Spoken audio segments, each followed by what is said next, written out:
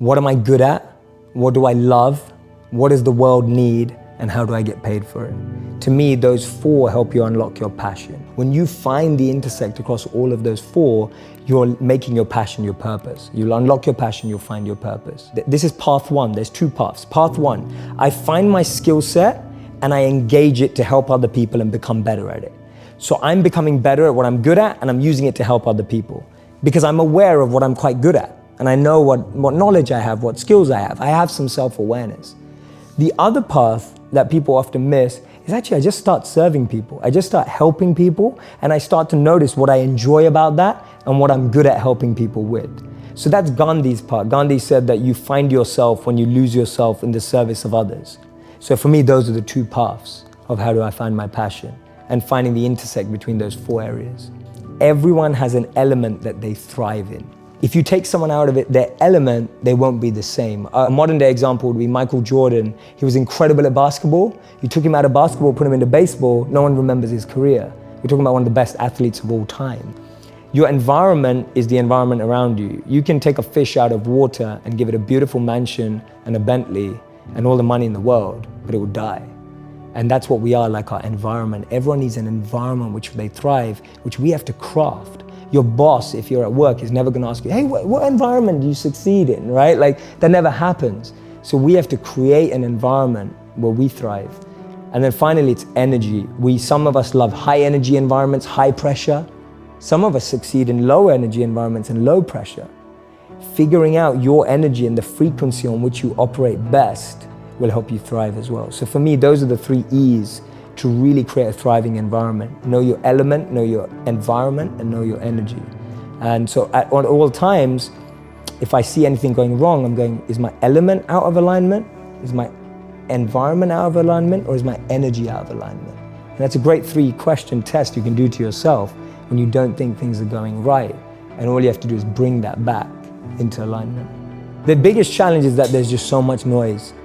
It's like, have you ever had someone in your home, maybe it's your wife or maybe it's a friend or whatever, just play a really bad song too often, right? Just playing a song that you really don't like. I actually heard my wife laugh because she knows how guilty she is. Right, okay, there you go, right? There you go. And you just play a song and you just think, oh, turn that off. And after a while, it's been on for so long that you become immune to it. Like it's just there and it's still on. It's there in the back of your mind and you didn't manage to turn it off. So the noise that I describe in life, whether it's your parents' expectations, whether it's society's expectations, whether it's your partner's expectations, all of those are like noise in the background.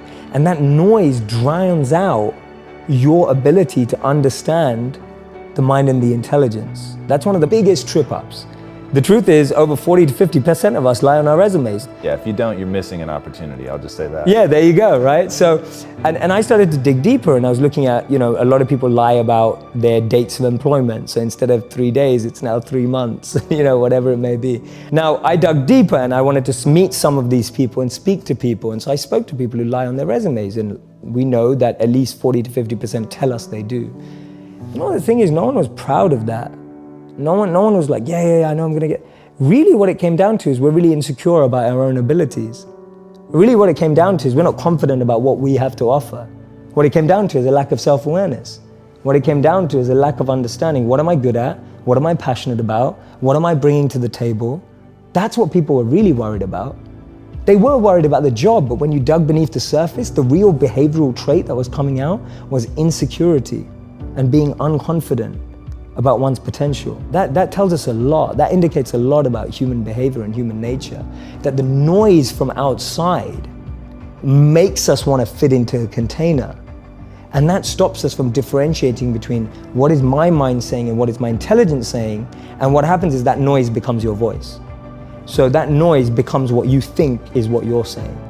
And most people don't realize that until 10, 20, 30 years down the line. How the hell do you figure out, so your analogy is great, so the song's on, you don't even realize it's there anymore, it becomes total white noise, you're oblivious to it. In fact, you'll only notice it if it gets turned off. Correct. So how do they identify that? Like, do you have a process for that? How do you hear the thing that you no longer hear so that you can shut it off?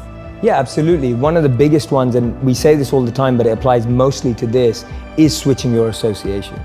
Association to what? The people that you hang out with, okay. right? It's like changing your circle.